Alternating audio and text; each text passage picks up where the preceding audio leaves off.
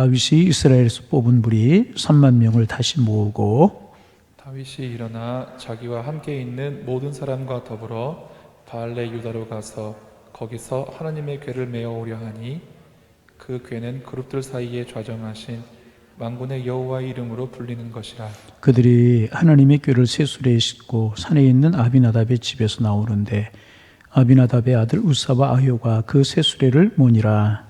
그들이 산에 있는 아비나답의 집에서 하나님의 궤를 싣고 나올 때에 아효는 궤 앞에서 가고 다윗과 이스라엘 온 족속은 잣나무로 만든 여러 가지 악기와 수금과 비파와 소고와 양금과 제금으로 여호와 앞에서 연주하더라. 그들이 나곤의 타작마당에 이르러서는 소들이 띠므로 우사가 손을 들어 하나님의 궤를 붙들었더니 여호와 하나님이 우사가 잘못함으로 말미암아 진노하사 그를 그곳에서 치시니 그가 거기 하나님의 궤 곁에서 죽으니라. 여호와께서 우사를 치심으로 다윗이 분하여 그곳을 베레스 우사라 부르니 그 이름이 오늘까지 이르니라. 다윗이 그날에 여호와를 두려워하여 이르되 여호와의 궤가 어찌 내게로 오리오 하고 다윗이 여호와의 궤를 옮겨 다윗성 자기에게로 메어 가기를 즐겨하지 아니하고 가드 사람 오베데돔의 집으로 메어 간지라. 함께 보십니다. 여호와의 여호와의 궤가 궤가 가드 사람 오베데돔의 집에 석 달이 있었는데 여호와께서 오베데돔과 그의 온 집에 복을 주시니라. 할렐루야. 예. 할렐루야. 예. 오늘도 하나님 우리에게 은혜 주실 줄로 믿습니다. 참 감사하다 하는 생각이 들었어요. 코로나 사태가 터지고 나서 금요기도회 하는 교회가 거의 없습니다. 금요기도회, 큰 교회, 작은 교회를 막론하고 금요기도회 하는 교회가 이제 거의 없는데 우리 교회는 그래도 많이 모이나 적게 모이나 한 번도 쉬지 않고 금요기도를 할 수 있어서 얼마나 감사한가. 참 감사. 여러분 뭐 많이 못 모이지만 이 정도 모여서 하나님 앞에 예배하는 것도 제 마음에는 참 감사가 되는 거예요. 그런 마음을 가지고 오늘 집 와서 앉았는데 앞에 영상에 찬양과 가사가 띄우는데 영상이 이렇게 깨끗하고 맑게 나오는 거예요. 이것 또한 매일 보던 영상인데 감사의 여건으로 느껴지게 되더라고요. 그죠? 여러분 우리가 매일 살아가는 삶이 참 하나님의 은혜로 우리가 살아가는 거잖아요. 우리가 깨닫지 못해서 감사의 조건이 느껴지지 않지 깨달으면 보여지고 보여지면 감사하게 되는 거라. 앞에서 많지 않은 인원이 평소보다 작은 인원이 찬양을 인도하고 앞에 영상이 보이고 찬양팀을 보면서 마음에 참 감사가 드는 거예요. 다른 교회는 찬양팀도 없고 금요기도 없는데 그래도 우리 하나님과 약속한 시간에 찬양팀이 저렇게 나와서 찬양을 해주고 얼마나 감사한가. 또 영상하시는 방송실에 나오셔서 한 번도 빠지면 해주시니 얼마나 감사한가. 여러분도 볼 수 있으니 얼마나 감사한가. 마음만 먹으면 감사할 것들이 아주 널려있는, 감사가 널려있다면 좀 이상하지만 모든 것이 감사할 조건인 것 같아요. 이 풍성한 계절에 우리의 감사가 살아나서 하나님께 감사하고 주와 동행하고 감사한 조건들 사람들에게 더 큰 은혜를 주시는 하나님의 누리며 살아가는 우리가 되기를 소망합니다. 오늘 본문 제가 여러 번 이야기해서 이제 잘 아는 내용이에요. 알지만 다시 한번 설명을 하면 사울 때에 블레셋과 전쟁을 하다가 자꾸만 지는 거예요. 하나님의 영이 떠났으니까 이스라엘 백성들이 블레셋과 전쟁을 하다 지는 겁니다. 하나님의 영이 떠난 거, 믿음으로 행하지 않은 건 모르고 이스라엘 백성들이 어떻게 하면 이길까 생각을 하다가 여호와의 언약궤를 모시고 나가보자. 여러분 여호와의 언약궤는 부적이 아닙니다. 여러분 꼭 기억하셔야 돼요. 만약 들은 말씀이니까 좀 간단하게 말씀을 드립니다. 여호와 언약궤를 앞세우고 나갔지만 전쟁에 졌어요. 여러분 하나님 앞에 믿음으로 살지 못하고 십자가만 앞에 세운다고 교통사고가 안 나고 우리의 삶이 평안이 있는 겁니까? 그렇지 않아요. 그래서 이제 이스라엘 백성이 전쟁에서 패하고 언약궤도 빼앗겨 버리고 만 것입니다. 그래서 블레셋 사람들이 언약궤를 뺏어다가 자기들이 섬기는 다곤 신상 앞에다 갖다 놓는 거예요. 상징적인 의미가 있죠. 우리가 섬기는 다곤 신이 너희들이 섬기는 여호와 하나님보다 강하다. 우리의 신이 다곤이 여호와를 이겼다. 그런 의미로 자기들이 섬기는 다곤 신 앞에다 갖다 놓은 것입니다. 그리고 우리가 아는 대로 자고 일어나서 보니까 팔목이 부러져 있고 그 다음날 또 자고 일어나서 보니까 목이 부러져 있고 이게 뭔가 분기란 징조다 싶어가지고 언약궤를 다른 데로 옮기잖아요. 가드, 아스돗, 에스글론 이런 곳으로 옮겨요. 블레셋은 5개의 도시국가로 되어 있는 나라이기 때문에 옮겨요. 가는 곳마다 질병이 떠돌고 가는 곳마다 악질이 있고 어려운 일이 생기고 그래요.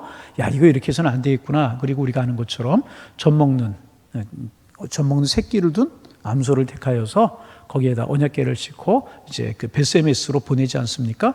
그리고 그들이 하는 이야기가 참 들어보세요. 뭐라고 이야기를 하냐 하면 젖 먹는 새끼를 둔 암소예요. 암소가 내려가는 길 곁에다 새끼를 두는 거예요. 그리고 새끼가 우는 거예요. 울면 그리고 우는 것을 보고 어미소가 새끼를 향하면 이거 하나님 없는 거다. 여러분 이거 본능이잖아요. 어미가 새끼를 향하는 것은 본능이잖아요. 못 들은 채하고 지나가면 이건 하나님이 그렇게 시험을 하지 않습니까? 그래서 이제 젖 먹는 소에다가 암소에다가 그 언약궤를 신고 그 베세메스로 내려가게 하지 않습니까? 그런데 어린 양의 그 울음소리가 들려옴에도 불구하고 이 어미소 2마리가 꿋꿋하게 자기의 길을 걸어갑니다. 눈물을 소들이 뚫뚫뚫 흘리면서 그 길을 걸어가는 거예요. 참 그 모습을 보면서 참 여러 가지 많은 생각을 하게 되는데 하여튼 오늘 그 베세메스로 가는 암소를 묵상하려고 하는 것이 아니고 다른 곳 있어서 우리가 묵상하려고 하니까 그래서 이제 베세메스로 갔다가 여차 해가지고 바알레 유대라고 하는 곳에 이제 머물러 있었는데 이스라엘의 국군이 기로워지고 영적으로 어두워지니까 언약궤를 찾아올 생각을 하지 못하고 있었던 겁니다. 그리고 사울이 죽고 다윗이 왕이 되었어요. 그리고 조금 평안함을 찾자 다윗의 마음속에 그런 생각이 드는 거예요. 나는 이렇게 좋은 궁에 사는데 여호와의 언약궤는 한 곳에 방치되어 있도다. 그런 생각을 하면서 여호와의 언약궤를 모셔올 생각을 합니다. 얼마나 귀한 생각입니까? 참 아름다운 다윗의 믿음이라고 이야기를 할 수가 있습니다. 그래서 군사 3만 명을 거느리고 그리고 우리로 말하면 오케스트라를 동원한 것입니다. 오늘 성경에 보면 여러분 그 6절에 그 5절에 보면 다윗이 이스라엘 온 족속은 잣나무로 만든 여러 가지 악기와 수금과 비파와 소고의 앙금과 제금으로 여호와 앞에서 연주하더라. 우리로 쉽게 말하면 오케스트라를 만들어 가지고 나팔을 울리고 풍악을 울리고 군사들이 제사장들이 호위하고 그 뒤를 군사들이 호위하고 그리고 이제 그 자기 성으로 올라가려고 한 것입니다. 여러분 군사 몇 명만 보내도 한 10명 이내만 보내도 여호와의 언약궤 얼마든지 모셔올 수 있는 상황이었습니다. 그런데 그만큼 소중하게 그만큼 귀하게 여겨서 그렇게 많은 3만의 군사와 오케스트라를 동원해 가지고 또 얼마나 많은 제사장들 얼마나 기록되지 않은 백성들이 따라갔겠습니까? 거대한 행사를 연 것입니다. 그러니 여러분 그 행렬이 어떠했겠습니까? 지금도 여러분 3만 명 군사만 3만이에요. 오케스트라가 얼마나 많았겠, 백성들이 얼마나 많이 따랐고 제사장들이 얼마나 많았고 신료들이 얼마나 많이 따랐겠습니까? 모르긴 몰라도 5, 6만 되지 않았겠어요? 군사들이 여러분 그렇지 않겠습니까? 백성도 따르고 그랬으니까 그 행렬이 장관이었을 거예요. 대단했을 것이라는 거죠. 여러분 무슨 행사를 하는데 여러분 3만 이상 4만 5만 모이는 여러분 인원을 보신 적 있으십니까? 뭐 광화문집에 이런 거 하면 많이 모이지만 여러분 그런 행사 많지 않아요. 그런데 그 많은 군사와 그 많은 오케스트라, 그 많은 백성들, 그 많은 제사장들, 그 많은 대소신료들이 그 일을 소중하게 여기고 다윗 왕도 내려가서 그 일을 했다는 이야기는 다윗이 그 일을 그만큼 소중하게 여겼다는 것입니다. 그런데 그만 여호와의 언약궤를 옮겨오다가 문제가 생겨버리고 말지 않습니까? 나곤의 타작마당이라고 하는 곳에 이르렀을 때 소들이 갑자기 뛴 거예요. 우리가 왜 뛰었는지를 알 수 없지만은 소들이 뛰니까 여호와의 언약궤를 수레에 싣고 오는데 소들이 뛰니까 수레가 기울어질 수밖에 없지 않습니까? 그러니까 그 위에 실려 있었던 여호와의 언약궤가 떨어지게 생긴 거예요. 땅에 떨어지게 생긴 거란 말이죠. 우사라고 하는 사람이 옆에 있다가 손을 대요. 우리가 잘 아는 이야기지 않습니까? 우사가 그 자리에서 이제 죽어요. 역대상 13장에 똑같은 말씀이 기록되어 있는데 거기에 보면 하나님께서 우사를 찢으셨다. 하나님께서 진노하셨다는 거예요. 우사를 심판하셨다는 것입니다. 다윗이 얼마나 놀랐는지 여호와의 언약궤를 자기 성으로 옮겨가는 것을 포기하고 자기 성으로 올라가 버리고 말아요. 이런 일이 벌어져 버리고 말았어요. 왜 그랬는가? 제가 여러 번 말씀을 드렸어요. 뭐 재작년 세일에 새벽기도에 이 오베데돔과 우사 뭐 이런 내용에 관해서 이제 많이 묵상을 했잖아요. 많이 말씀을 드렸기에 좀 줄이려고 하는데 우리가 아는 것처럼 그동안 알던 것은 뭐냐 하면 이 방식이 잘못됐다는 거죠. 레위기에 보면 여호와의 언약궤는 반드시 제사장들이 어깨에 매게 되어 있었어요. 그렇죠? 이 술에 실는 것은 이방인의 방법이었다는 거죠.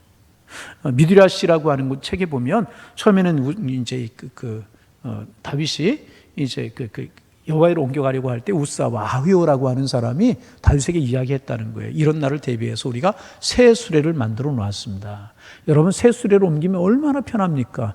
제사장들이 어깨에 그렇게 많은 무게는 아니었을지라도 사람이 어깨에 메고 간다면 하루에 몇 걸음이나 갈 수 있겠어요. 조금 힘들면 쉬어야 되고 힘들면 쉬어야 되고 그러지 않았겠습니까? 이 행렬이 얼마나 대단해요. 지금 군사만 3명이에요. 오케스트라는 모르긴 몰라도 몇천 명 되었을 거예요. 그렇잖아요. 백성들도 수만이었을 거예요. 대소신료들이 몇백 명이 되었을 거예요. 얼마나 행렬이 대단합니까? 이 행렬이 빨리 가야 되는데 여호와의 궤를 제사장들이 메고 한 걸음 두 걸음 한 걸음 두 걸음 가면 얼마나 그 행렬이 더디겠습니까? 상당한 시간이 걸리고 불편하고 많은 사람 힘들게 하는 그런 일 아니었겠습니까? 그래서 우사와 아유가 이야기를 했다는 거죠. 이런 날을 대비해서 우리가 새 수레를 만들어 놓았습니다. 새 수레를 만들면 빨리 옮길 수 있고 귀하게 모실 수 있고 얼마나 좋겠습니까? 그래서 권유했다는 거죠. 그래서 수레에 싣고 이제 올라가다가 나원의 타작마당에서 이런 일이 일어나 버리고 말았다는 거죠. 언약궤는 제사장들이 어깨에 매게 되어 있었는데 하나님의 식을 버리고 편의주의적으로 자기들 좋은 대로 그렇게 이런 일이 벌어졌다는 거죠. 그래서 여러분, 우리가 신앙생활 편리하게 하는 거 참 좋을 수 있어요. 그런데 편리한 것만이 좋은 것이 결코 아니라는 거예요. 이 사실을 기억할 수 있어야 돼요. 요즘 여러분, 코로나 때문에 우리가 가정에서 예배를 드리고 인터넷 앞에 예배를 드리고 그러는데 마음 참 두려운 게 있어요. 죄송한 게 아니라 우리 분명하게 알아야 됩니다. 여러분, 죄송하지만 영상 예배, 바른 예배 안 해요. 어쩔 수 없으니까 우리가 하나님 앞에 그렇게 예배하는 거지, 하나님의 성전에 모여서 하나님의 사람들이 영적인 교감을 이루면서 하나님 앞에 신령과 진정으로 예배 드리는 것이 참 예배인 줄로 믿습니다. 어쩔 수 없는 상황이기 때문에 빨리 이런 비상시국이 끝나야 되는데 여러분, 참 마음이 편의주의적으로 되면 어떻게 되는 줄 아십니까? 이렇게 하다가 바쁜 일이 생겨요. 그러면 어떤 마음이 드는 줄 아십니까? 코로나 때도 내가 영상으로 예배 드렸는데 내가 휴가지 가서 예배 드리지, 놀러 가서 예배 드리지, 이렇게 안 되리라고는 보장이 없는 거예요. 바쁜 일이 생겨요. 내가 영상으로 예배 드리면 되지. 하나님의 성전을 무시하고요, 하나님과 영적 교제를 무시할 수 있고 편의주의적으로만 나갈 수 있다는 거죠. 그러다 보면 어떤 일이 벌어진 줄 아십니까? 앉아서 식구들하고 경건하게 옷 차려입고 예배 드리다가 조금 대강 하면 어때? 소파에 앉아서 드리지. 소파에서 드리다가 조금 누워서 드리면 어때? 이렇게 되어버린단 말이죠. 이게 무서운 거라는 거죠. 여러분, 편의주의적이라고 하는 게 편리할 수 있지만은요, 우리의 신앙을 흐트러뜨려 놓는 지름길이라고 하는 사실을 아실 수 있어야 돼요. 하나님 섬기는 거요, 신앙생활은 조금 어렵고 힘들어도요, 반듯하게 믿음의 정절을 지켜야 할 줄로 믿습니다. 보세요. 술에 싣고 가는 게 얼마나 편하고 좋았겠어요. 제사장들이 어깨에 몇 걸음 갈 수 있었겠어요. 조금 가다 쉬고 조금 가다 쉬고. 그러면 많은 사람들이 몇 마리들 이내 또 쉬어도 얼마나 거추장스러웠겠습니까? 술에 믿으면 그냥 빨리 아마 배 이상은 배가 뭐겠습니까? 상당히 빠르지 않았겠습니까? 그런데 그것은 하나님의 식이 아니었다는 거죠. 여러분, 우리 신앙생활에 여러 가지 적들이 있지만 그 중에 하나는 편의주의라는 거예요. 편의주의. 여러분, 편의주의 깨트려 버리실 수 있기를 바랍니다. 그렇잖아요. 여러분, 우리가 하나님 앞에 나올 때도 마찬가지예요. 여러분, 집에서 예배를 준비하는 그 시간부터가 예배입니다. 아멘. 거기부터가 예배예요. 거기서부터 내 마음을 주님 앞에 드리고 내 정성을 주님 앞에 드릴 필요가 있다. 여러분, 참 두려워요. 그래서 여러분, 다 TV에 연결해서 예배를 드리고 또 집에서 또 컴퓨터 앞에서 예배를 드리겠지만 핸드폰으로 예배 드릴 때 있단 말이죠. 그 시간에 전화가 오면 전화가 들어와요. 그러면 모르긴 몰라도 반 이상은 전화 받을 거란 말이죠. 그게 하나님 앞에 드려지는 예배냐는 거죠. 어쩔 수 없으니까 이렇게 우리가 영상 예배 드리지만 우리의 마음의 중심에 딱 정할 수 있어야 됩니다. 하나님 앞에 반듯하게 내가 예배하리라. 내가 절대로 편의주의로 빠지지 아니하리라. 여러분, 유럽의 교회들이 왜 전부 다 텅텅 빈 예배당만 남은 줄 아세요? 편의주의적으로 빠지다 보니까 그래야 했다는 거예요. 여러분, 우리 하나님의 식을 따르고 올곧게 신앙생활을 할 수 있는, 불편해도 하나님의 식을 따를 수 있는 하나님의 사람들 될 수 있기를 주님의 이름으로 축복합니다. 편의주의 절대로 아니라. 한이 없는 거예요, 여러분. 사람은요, 사람은 그래요. 서면 앉고 싶고 앉으면 눕고 싶고요, 누우면 자고 싶은 거예요. 한이 없이. 요즘 코로나 때문에 집에서 어떤 분들 그래, 목사님, 하나님의 교회 나와서 들을 때 마이크 소리도 울리고 그럴 때가 있었는데 집에서 이어폰 끼고 얼마나 잘 들리고 얼마나 마음속에 쏙쏙 들어오는지 모르겠습니다. 물론 그럴 수 있지만 아니에요. 하나님 앞에 나와서 영적인 교감을 이루어야 성도의 교제를 이루고 함께 하나님 앞에 예배드려야 진정한 예배인 줄로 믿습니다. 하여튼 오늘 그 얘기하려고 하는 건 아닌데 편의주기로 하다가 이렇게 되어버리고 말았다는 것입니다. 그래서 다윗이 얼마나 놀랬는지 그냥 다윗성으로 올라가 버리고 이제 말아요.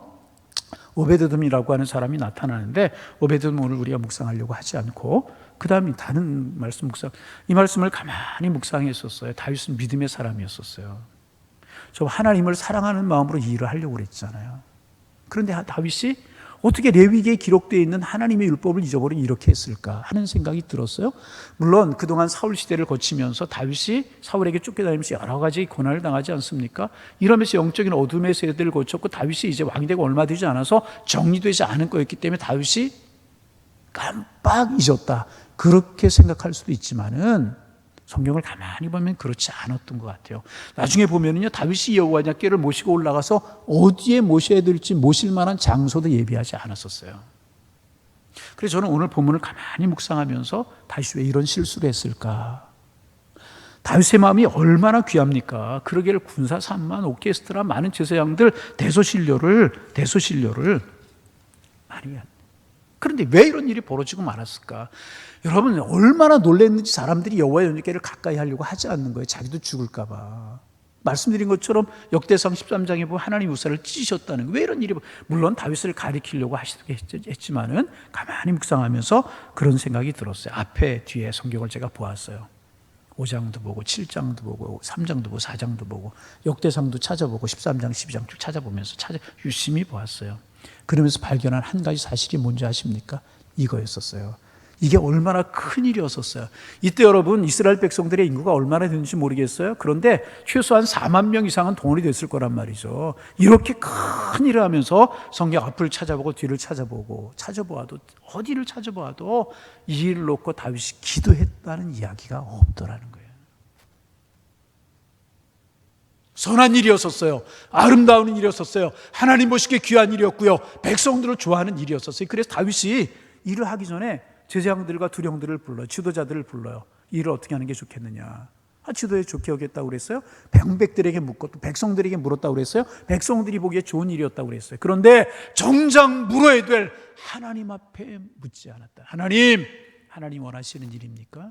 하나님이 원하시는 일이면 어디서부터 어떻게 시작해야 됩니까? 군사는 얼마나 해야 됐으면 좋겠고 오케스트라는 얼마나 했으면 좋겠고 하나님 일 어떻게 했으면 좋겠습니까? 하나님 앞에 물었다는 이야기가 없다는 거예요. 하나님 앞에 물었다는 이야기가 없다는 이야기는 하나님 앞에 기도하지 않았다는 거예요. 보세요. 여러분 역대상 13장을 집에서 한번 찾아보세요. 지도자들, 두령들에게 물었다는 이야기, 이 일을 좋게 여기느냐? 물었다는 이야기는 있어요. 또 백성들에게 물었다는 이야기는 있어요. 그러나 정작 만군의 하나님, 생사복을 주관하시는 하나님, 이스라엘 역사를 주관하시는 하나님, 이 일의 주인 되신 하나님 앞에 간절한 마음으로 기도했다는 기록은 왕도 하나님 앞에 다윗도 했어야 되는 것이고 제사장들로 하여금 기도하게 했어야 될 것이라는 거죠.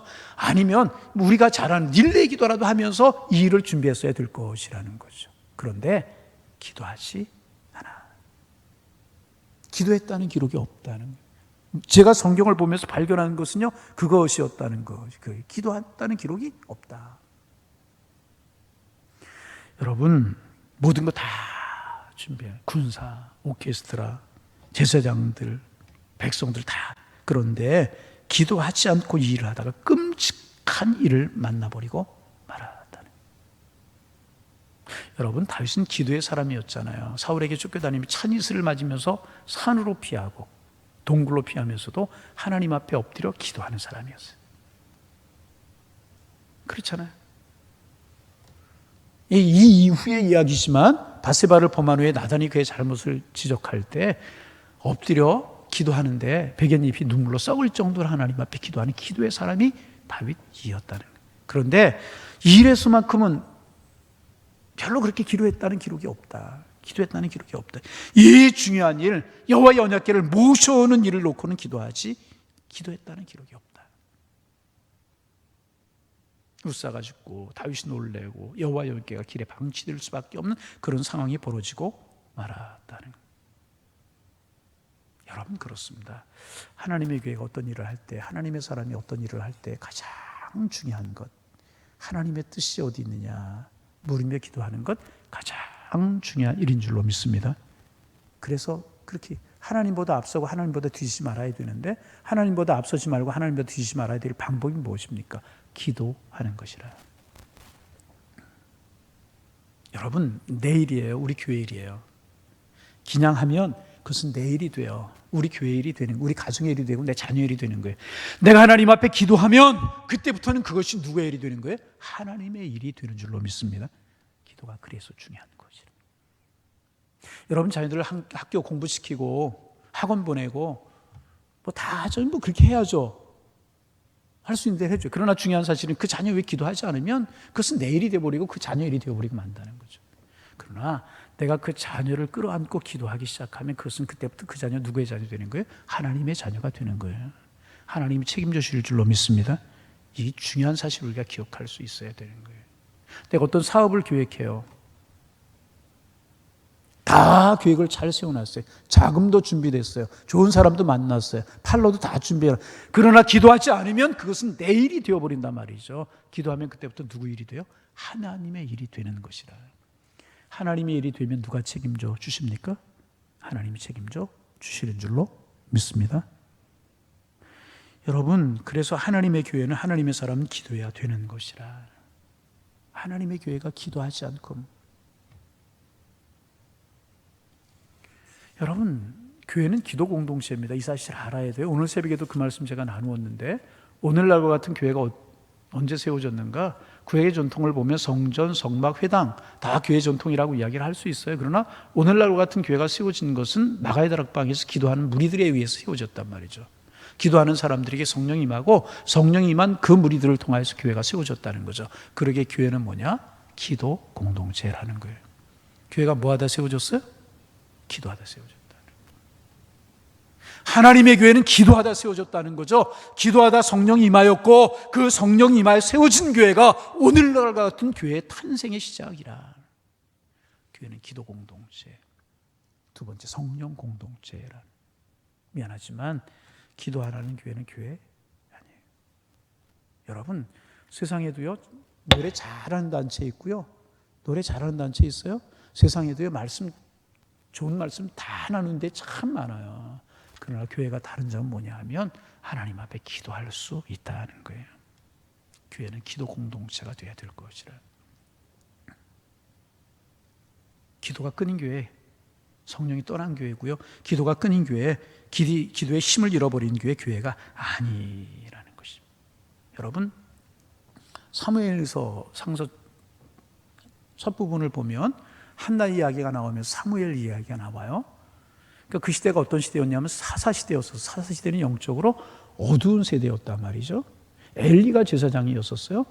근데 사무엘이 아들이 없어 기도하다 하나님께서 아들을 허락하시잖아요. 서운한 대로 그 사무엘을 성전에 드려요. 젖되고 난 성전에 드려요. 그 사무엘이 성전이 잘하는 거예요.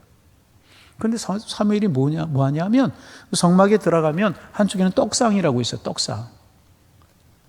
하나님의 말씀을 상징하고 한쪽에는 촛대가 있어요. 이 불이 항상 성전에서 끊이지만 24시간 365일 끊이지 않고 항상 하나님 앞에 향불이 켜 있어야 되는 거예요. 이 성전에 불이 켜져 있어야 되는 거란 말이죠. 근데 지금처럼 전기를 넣거나 가스를 넣거나 그래서 불이 켜는 때가 아니라 항상 기름을 공급하고, 그래서 주로 이제 성전에서 쓰여지는 기름은 감람나무 기름이었다고 그러죠. 감람나무 기름은 끓음이 없다고 그래요. 감람나무 기름을, 이걸 꺼지지 말아야 된다는 거죠. 상징으로 말하면 뭐예요? 항상 하나님의 성전에서는 기도가 끊이지 말아야 된다는. 그런데 영적으로 암울했던 사사시대였잖아요. 엘리의 두 제자들이 그렇게 못된 짓을 하는 사람들이었잖아요. 그렇지 않습니까? 전쟁터에 나가 다 죽어버리고 말잖아요. 그러니까 이 성전에 불을 밝히는 것은 누가 해야 되느냐? 제사장들이 해야 된단 말이죠. 성전에 엎드려 기도하고 성전에 불을 꺼뜨리지 말라는 것 제사장들이 해야 되는데 영적으로 암울해져 버리니까 기도를 다 버려버리고 말았어요. 그래서 어린 사무엘이 성전에 자면서 불을 밝히잖아요. 영적으로 그만큼 어두워진 세대였다는 거예요. 하나님의 영광이 떠나버리고 말아. 엘리 가문이 몰락해버리고 말지 않습니다. 그리고 깨어서 밤새도록 기도의 등불을, 그 향단의 당불을 밝혔던 사무엘에게 하나님의 음성이 들려오잖아요. 어린 사무엘이 하나님의 음성이 들려오는데 하나님의 음성인지 몰라요. 엘리가 부르는 줄 알고 달려가고 그러길 몇 번이잖아요. 몇 번 그러고 나서 하나님이 말씀하시는구나 라고 하는 사실을 깨닫게 되잖아요. 기도가 끊이면요, 하나님의 음성을 듣지 못해요. 하나님의 인도하심이 없어져 버린단 말이죠. 기도의 열이 꺼지면 암울해져 버리고 말한다. 하나님의 교회는 기도 공동체. 여러분, 한국교회는요, 참 기도하는 그런 교회였었어요. 제가 이제 60년대는 제가 어린 시절이었기 때문에 기도가 뭔지도 잘 몰랐고 교회가 기도하는 거 잘 몰랐어요. 70년대 이제 중반 들어오면서 제가 중학교 때 은혜를 받고 고등학교 때 은혜 생활하고 청년부 때 은혜 생활하고 그랬어요. 지금 생각하면은요, 제일 많이 기억나는 거 선생님들에게 무슨 말씀 배웠는지도 모르겠고 내가 교회 활동하면서 뭐 했는지 기억나는 게 별로 없어요. 그런데 중요한 사실은 뭐냐 하면 기도하던 기억은 나요. 장로님들이 교인들과 교회를 위해서 기도하는 기억이 났고요. 장로님들 왜 세우는 줄 아세요? 권사님들이 왜 세우는 줄 아세요? 교회와 교인들을 위해서 기도하라고 세우는 거예요. 기도 안 하는 장로는 기도 안 하는 권사님 죄송합니다. 별로 하나님이 세우신 뜻에 합당하지 않는 거예요. 제가 이런 말씀 드립니다. 제가 중학교 2학년 때, 중학교 3학년 때네요. 수련회를 갔어요. 수련회를 갔는데 제가 서울에 교회가 있었으니까 수련회를 어디로 왔냐 하면 지금 생각하니까 안양에 3본이라고 신도시가 있어요. 거기 3본에 가면 지금은 아파트 가운데 앉아 있어요. 아파트 정중앙에 앉아 있어요. 그게 3본 교회라고 하는 교회가 있었는데 나중에 제가 안양에서 부목사를 하면서 그 신도시가 개발되고 3본 교회를 가보니까 옛날 그 3본 교회야. 근데 얼마나 제 중학교 3학년 때 시골이었는지 그걸로 수련을 온 거예요. 수련회 가지고 본당이 있고 교육관이 있고 이제 그런데 조금 가면 수영장이 있고 이제 그랬어요. 그 교회 사는 수영장이 아니고 수영장이 있고 연주가 있고 이제 그랬어요. 그렇게 시골이었었어요. 그래서 이제 3박 4일 이렇게 수련회하고 그러는데 장로님 한두 분이 따라오셨어요. 장로님들이 선생님도 아니 따라오시더라고요. 저 왜 따라오셨는지를 몰랐어요. 지금도 기억이 나요. 우리 일어나기 전에요, 장로님들이 먼저 일어나셔서 기도하고 계시더라고. 지금도 기억이 나요. 다 본당이 자고 그러잖아요. 여자들은 교육관에 자고 남자들은 본당이 자고 그러면 이제 몰래 일어나가지고 개구리 잡아다가 낮에 잡아냈다 여자 숙소에다 넣어놓고 막 그런 짓궂게 그런 장면도 해고 개구리 잡아 실제로 그랬어요. 낮에 몰래 개구리 잡아놨다가 밤에 자는 척하고 있다가 일어나가지고 여자 숙소에다 개구리 집어넣고 그러면 그게 또 놀래는 게 재미있고 이제 하는 그 짓궂을 때니까 이렇게 보면 우리 잘나고 다 누웠잖아요. 장난치려고 일어나다 보니까 장로님이 기도하고 계셔요. 지금도 잊혀지지가 않아 그 사실이. 장로님들 기도하는 장로님이셨고요. 권사님들 밥해주러 따라오셔서 때마다 시마다 기도하고 하나님의 교회에 기도하는 말. 부흥회 한다고 그러면 여러분 얼마나 사람들이 많이 모였습니까? 부흥회 말씀도 듣지만 주로 하는 게 뭐 기도하는 거잖아요. 막 성전이 떠나갈 듯 기도하고 기도시키면 통성 기도하면 막 성전이 떠나갈 듯 기도하고 기도원에 가면 제가 늘 말씀드리잖아요. 중고등학교 때에 수련회라든지 어디 야외배 가면 주로 기도원으로 갔던 기억만 나요. 기도원으로 가서 기도하다 오는 거야. 그때 삼각산도 가보고 동두천도 가보고 삼각산 외가 민족재단이라고 그 삼각산 꼭대기 예? 밤에 가면은요 밤새도록 기도하는 이골짜기 저골짜기에서 기도하는 소리가 끊이지가 않아요. 하나님 민족재단이라고 그러잖아요. 아 그런 때도 있었는가 여러분? 그랬단 말이죠. 한국교회 기도하는 교회였어요. 얼마나 열심히 기도하는 모이면 기도하고 모이면 기도하고 교회가 부흥했잖아요. 부흥했죠. 70년대, 80년대, 90년대는요 십자가만 걸면 교회가 부흥한다고 그랬어요. 십자가만 걸어서 부흥했겠어요? 교회가 기도하니까 부흥하는 것이라. 폭발적으로 교회 사람들이 몰려오죠. 몰려오고.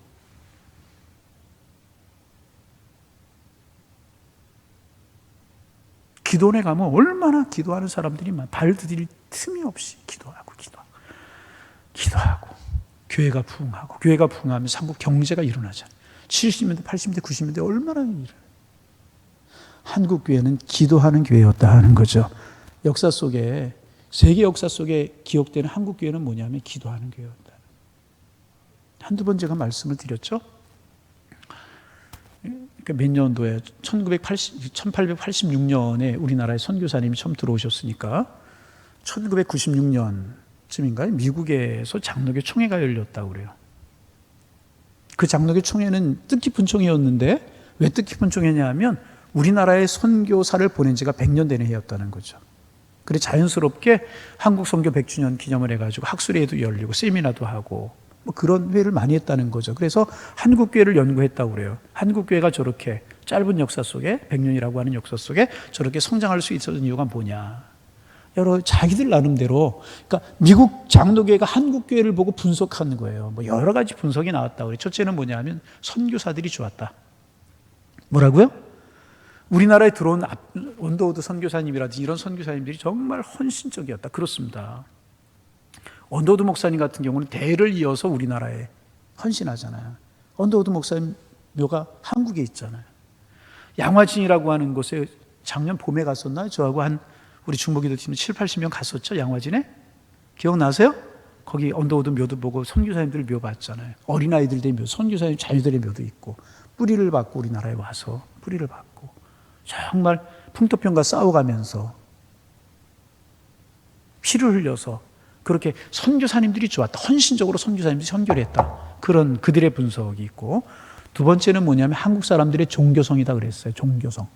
종교성이 뭐냐면 한국 사람들은 무엇인가를 믿어야 되는 민족이라는 거예요.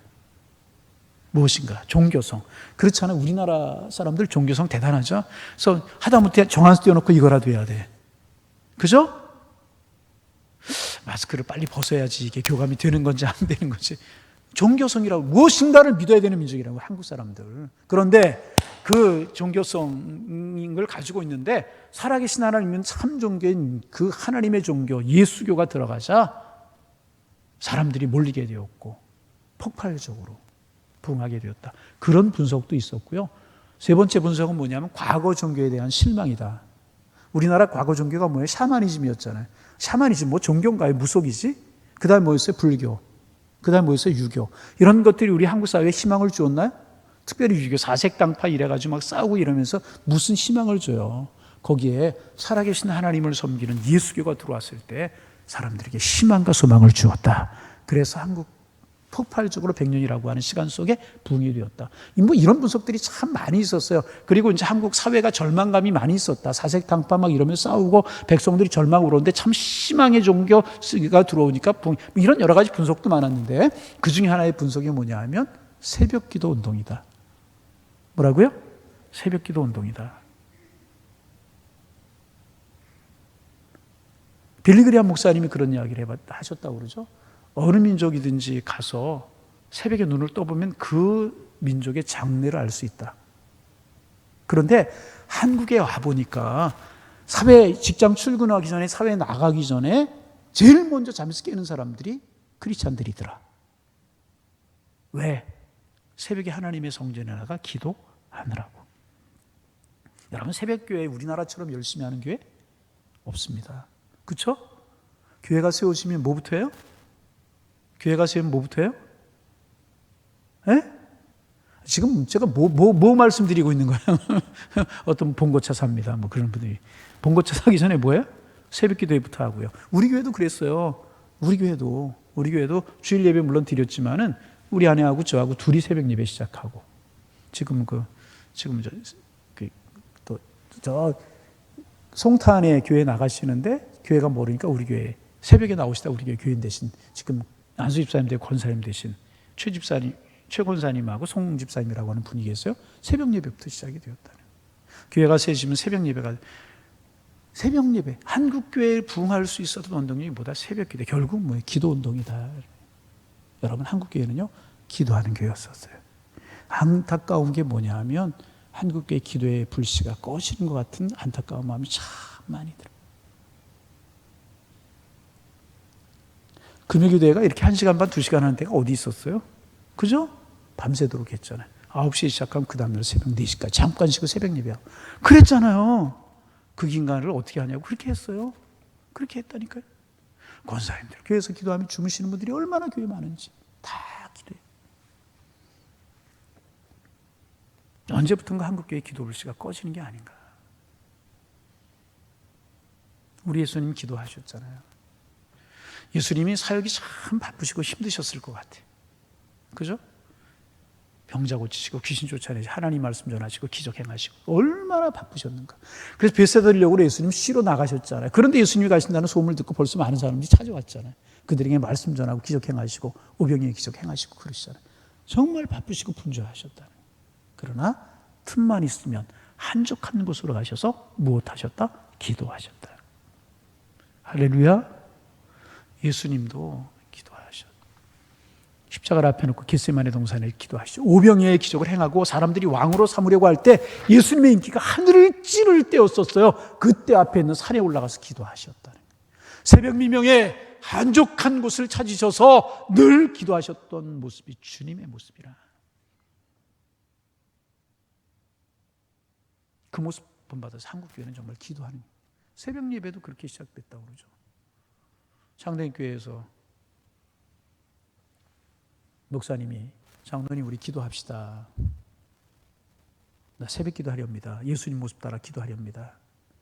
목사님 기도 시작하니까 장로님들이 목사님 새벽 기도하시는데 어떻게 우리가 기도하지 않겠습니까? 장로님들이 목사님 따라 기도해서 한국교회 새벽 기도회가 시작됐다고. 길선주 목사님 중심으로 해서 한국교회는 기도하는 교회였었어요. 한국교회 기도가 식어지면서 죄송하지만 한국교회가 지금 쇠락의 길을 걷고 있다고. 유럽의 교회가 쇠락한 길을 똑같이 걸어가는데 코로나가 오면서 유럽이 쇠락한 길보다 몇 배 빨리 한국교회가 이렇게 쇠락의 길을 걷고 있다. 참 두려운 이야기가 그 이야기. 여러분, 교회가 쇠락해가면 한국교회 사회는 미래와 장래가 없어요. 여러분, 우리의 기도를 회복해야 할 줄로 믿습니다. 기도가 회복돼야 돼요. 오늘 금요기도에 나오신 분들 무슨 일이 있어도 우리 금요기도에 양보하지 말자. 저도요, 꾀가 날 때가 있어요. 꾀가 날 때가 있어요. 무슨 꾀가 나는 줄 아세요? 명절 되면 금요기도를 좀 쉴까? 명절 때가 되면 금요기도. 이번에도 명절 다음 날이 금요일이었잖아요. 우리 교회 쉬었어요, 안 쉬었어요? 저도 그런 갈등이 들 때가 있다 그 말이에요. 명절 때 쉬는 교회 많아요. 수요 예배 쉬고 새벽 예배 쉬는 게 많아요. 수요일에 새벽 기도에 들어오면 새벽에 나와야 되는데 교육자도 피곤하고 나도 피곤하고 금요일에 쉴까? 그런 마음이 들 때가 있어요. 솔직하게 말하면. 그죠? 여름에 더운 여름철 한 달은 좀 쉬어볼까? 꾀가 날 때가 있단 말이죠. 그러나 그것은 꾀로 끝나야 되지. 기도는 쉬지? 여러분, 그런 거 묻지 마세요. 명절이 쉽니까? 뭐 쉽니까? 그런 얘기 절대로 묻지 마세요. 공적인 예배는 우리 교회는 무슨 일이 있어도 하실 거예요. 많이 나오든지 적게 나오든지. 서두에 말씀드렸잖아요. 지금요, 한국교회가 금요기도에 있는 교회가 거의 없어요. 코로나라고 하는 것 때문에. 새벽 예배 없는 교회도 많이, 요즘 조금 새벽 예배가. 저는 오늘 찬양팀 앞에 하는 모습을 보면서 참 찬양팀 서 있는 모습도 은혜가 돼. 영상만 은혜된 것이 아니라 마음속에 앞에서 그런 생각이 들었어요. 야, 다음 주부터는 우리 찬양팀 다 나올까? 한 사람도 아멘 안 하니까 뭐 생각 좀 해봐야 되겠네. 다 나올까? 좀 거리 간격 띄고 하면 되지 않을까? 응? 그러면서 여러분들 전도하셔서 금요일에 좀 다 나올까? 행정명령. 우리 층까지 하면 우리 7, 80명 앉을 수 있으니까. 또 이제 곧 풀릴 것도 같아요. 60명, 50명 줄거는 풀릴 것도 같은데, 세일에 새벽기도 하는 중에 풀릴 것도 같다는 생각이 드는데, 모든 것이 우리의 기도를 막지는 못하게 되겠다. 참 너무 안타까워요. 한국교회가 저부텀도 마지막까지 견디다가 우리가 영상 예배로 전환을 했지만, 한국교회가 기다렸다는 듯이 다 영상 예배로 전환을 하고 모이는 일이 줄어들고 기도하는 일이 줄어들고, 얼마나 새벽 예배 없어지고 금요기도 없어지고 너무너무 마음이 아픈 거예요. 한국교회는 뭐 하는 교회? 기도하는 교회. 아니, 한국교회만이 아니라 오늘날 같은 교회가 뭐 하다 세워졌어요? 기도하다 세워졌는데, 마가이다락과 기도하다 성령 임하고 교회가 세워졌잖아요.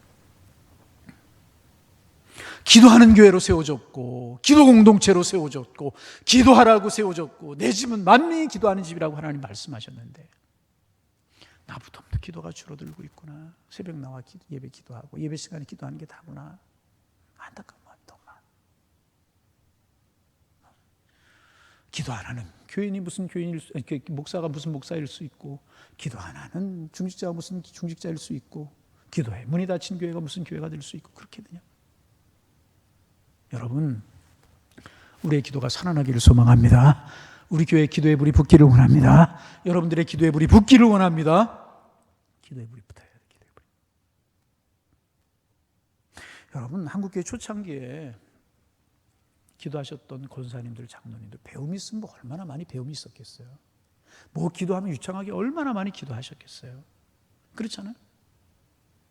그러나 기도하려고 하는 그 마음, 기도의 열망 하나님이 보시고 축복하셨잖아요. 아멘. 제가 5월만 되면 가정에 대해 늘 말씀드릴 말씀 있잖아요. 말씀 마치고 기도하는 시간 가져야 되는데, 소망교회를 담당하셨던 곽선희 목사님, 세계적인 목회자고 세계적인 신학자이십니다. 신학자로도 이름이 있는 분이에요. 후배 목사님들이, 제자 목사님들이 물어, 목사님 어떻게 훌륭한 신학자로, 훌륭한 목회자로 평생을 사실 수 있었습니까? 웃으면서, 그거야 우리 어머니 때문이죠. 우리 어머니. 무슨 말씀이세요? 우리 어머니 때문이죠. 우리 어머니. 그분은요, 중학교 때였다고 그래요. 그분이 보는 눈앞에서 아버지가 공산당에게 총살되는 것을 보신 분이에요. 중학교 때부터 어머니 밑에 자라요. 어머니 때문이지 하는 이야기가 뭐냐면, 그분이 어려서 자라던 시절에 자기는 한 번도 집에서 눈을 떠본 적이 없대요. 교회에서 눈을 떴대. 교회에서. 왜 그러냐 하면, 어머니가 자기를 업고 자는 자기를 업고 교회 나가셔서 새벽기도에 참석하시고 옆에 이렇게 눕혀놓는데요. 그럼 어머님이 동이 터올 때까지 기도하시고, 동이 터오는 거 보면서 교회에서 눈을 떴고 엉금엉금 기어다니면서, 마룻바닥 있잖아요. 옛날엔 다. 그러면서 어린 시절을 지냈다는 거예요. 어머니의 기도가 오늘 나를 만들었다. 그분이 항상 그런 말씀을 하세요. 그분만이 아니라 어거스틴도 그런 이야기를 하죠. 어머니의 기도가 있는 백성은 역사 속에 망하지 않는다. 아멘. 여러분, 우리 교회 기도의 불이 붙기를 원합니다. 듣고 지나가는 이야기가 아니라 기도하는 열망이 우리에게 솟아나야 되는데, 이번 세일의 새벽기도회가 우리 교회 기도의 불이 붙는 기회가 되기를 소망합니다. 뜨거움이 일어난 기회가 되기를 소망합니다. 다윗, 하나님의 식대로 하지 않았어요. 왜 하나님의 식대로 하지 않았는가? 저는 기도하지 않았기 때문에. 기도하지 않았다고 하면 뭐하지만 큰일을, 이보다 중요하고 이보다 소중한 일이 어디 있습니까? 그런데 하나님이 원하시는 것은 뭐냐 하면, 그 소중한 행사보다 더 중요한 것은 내가 나와 교제하고 내 백성과 내가 교제하는 것이다. 하나님도 소중하게, 너 나와 교제 않고 네가 하면 네 욕심으로 하는 거. 여러분, 자기 욕심도 들어갔던 것 같아요. 봐라, 우리나라가 이렇게 견고해졌고 우리나라에 부흥했다. 3만 명이나. 그렇게 많이 갈 이유가 있었을까? 국력 낭비잖아요. 소중하게 여겼던 건 좋지만은, 아마 다윗이 기도했다면 그 많은 군사들, 그 많은 오케스트라 동원하지 않았을 수도 있었을 거라는 거죠. 기도하지 않다 보니까 보이고 싶었던 그 요소가 거기 틀림없이 들어갔어요. 3만 명이나 군사를 동원할 이유가 뭐가 있겠어요? 누가 뭐 위협해 왔겠어요? 아니잖아요. 오케스트라 그렇게 많이 동원할, 그냥 최소한의 인원으로 해가지고 그럴 수 있는 건 아니겠어요? 여러분, 그렇잖아요. 그런데 기도하지 않다 보니까 좀 과시하고 싶은 생각도 들고, 기도하지 않다 보니까 편의주의적인 생각으로 들고, 그렇다면 이렇게 되고 말합니다. 여러분, 기도하는 우리 교회가 되기를 원합니다. 기도 소리가 늘 끊이지 않기를 원합니다. 기도하는 발걸음이 끊이지 않기를 원합니다. 교육자만 기도해요? 교육자 가족만 기도해요? 사모님들만 기도해요? 다 깨어 기도하고, 온 중직자가 깨어 기도하고, 우리 교회가 그런 교회. 그래서 여러분, 우리 교회가 제가 개척하면서 마음에 두고 개척한 교회가 안디옥 교회라고 그랬어요. 그러면서 우리 교회 영원한 표현은 뭐냐면, 하나님의 영광이 충만한 교회. 솔로몬이 성전을 짓고 찬양대가 울려 퍼지고 봉헌식을 하는데 성전에 하나님의 영광이 가득했다. 자, 눈들 뜨시고, 자, 하나님의 영광이 가득했다 그래요. 하나님의 영광이 가득했다. 하나님의 영광이 가득한 게 뭐예요? 그 성전에 성령이 가득하고 하나님이 함께했다 그 말. 할렐루야. 그럼 하나님의 영광이 가득하기 위해서 어떻게 해야 돼요? 하나님의 마음에 합해야 되잖아요. 하나님이 기뻐하시는 일이 뭐예요? 기도하는 일이죠. 하나님의 영광이 충만한 교회가 되기를 원합니다. 기도할 수 있어요. 우리 금요일에 오늘 나온 분들 제가 기억했다. 다음 주에 출석 부를 거예요. 빠지지 말기를 원합니다. 기도의 불을 붙여야지. 장작불을 이렇게 모아놨어요. 거기에 장작을 얹으면 얹을수록 불이 활활 타요. 장작을 하나씩, 불 끄는 방법 간단하죠? 장작 하나씩 흩어놓으면 금방 불이 꺼져요. 우리 모여서 이렇게 기도의 불이 붙어야 되는데 우리가 한 사람씩 장작불을 붙이는, 구역 식구 데려오고 뭐 남편 데려오고 금요기도에 불을 붙이는 거예요. 그렇게 하지 않고 나오던 내가 하나씩 빠져나가, 이렇게 빠져나가고 이렇게 빠져나가고 이렇게 빠져나가고. 그죠? 그러면 장작은 어떻게 돼요? 꺼져버려. 기도의 불이 꺼져버리는. 불을 붙이기를 원합니다. 조금 힘들고 어려워도 어디 갔다가도 내가 이 시간 되면 기도하리라. 아멘. 기도하리라. 불이 붙여요. 그러면 역사 속에 우뚝 서는 교회로, 하나님이 원하시는 교회로 우리 교회를 세우실 줄로 믿습니다. 쓰임받는 교회가 되기를 원합니다. 오늘도 찬양 하나 하고요. 오늘은 그냥 한 30분까지 기도하는 시간 드릴게요. 그래서 교회 위에서 기도하고 하나님과의 충만한 교회, 다음 주부터 시작되는 세일의 새벽 기도회, 들으신 말씀 우리가 기도하는 교회, 기도보다 앞서지 않고 기도 뒤지지 않고 기도하는 교회, 또 코로나 전국을 위해서 기도하시고 입생들이 저기 지금 43명이 되어 있어. 입생들을 위해서 좀 기도해 주시기를 바라고. 그죠? 저기 입생 저거는 저렇게 있네. 그게 아니고 기도하자고 그러는 거거든요. 거기 우리가 기도할게. 우리가 누구예요? 이 목사님들이죠, 뭐. 그죠? 우리가 기도할게. 수험생들을 위해서 기도하고 여러분과 원하는 교회 제목도 기도하는 시간 되기를 원합니다.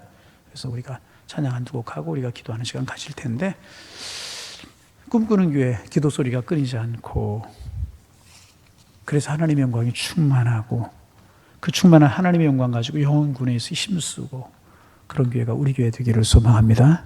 그래서 오늘 설교 제목을 제가 뭐라고 잡았었냐면, 왜 그랬을까? 왜 우사가 죽고 그런 일이 벌어졌나? 하나님의 식대로 하지 않았지만 기도가 없었다는 거죠. 기도가 있어서 하나님이 함께 하시는 우리 교회 되기를 소망합니다. 기도해 주시기를 바랍니다. 내 자신이 기도의 불덩어리가 되는 거예요. 내 자신이 누구예요? 여러분 자신이 기도의 불덩어리가 되는 거예요. 성령의 능력 가운데 기도의 불덩어리가 되시기를 바랍니다. 그래서 자꾸 기도의 불을 붙이는. 아멘. 새벽에도 그런 말씀 드렸어요. 주님 이후로부터 얼마나 많은 교회들이 있었어요. 초대교회, 자, 눈 좀 뜨시라고 그랬어요. 초대교회 보면 요한계시록 보면 소아시가 7교회가 있잖아요. 7교회 다 사라져 버렸잖아요. 서문학 교회가 조금 있다고 그래요. 교회가요, 세워졌다가 잠깐 쓰임받고 버림받는 교회가 있고, 쓰임받지도 못하고 버림받는 교회가 있고, 영원히 쓰임받는 교회가 있어요. 제 마음속의 소망이 영원히 쓰임받는 교회. 예루살렘 교회 없어졌어요. 은혜로웠던 교회. 영원히 쓰임받는, 주님 오시는 날까지 쓰임받는 우리 교회가 되기를 원합니다. 하나님의 영광이 충만해서 기도하고, 기도가 끊이지 않아서 하나님의 선교적인 사역에 쓰임받는 그런 교회가 되어서 영원히 하나님 앞에 쓰임받는 하나님의 교회가 되기를 소망합니다. 우리 찬송하겠습니다.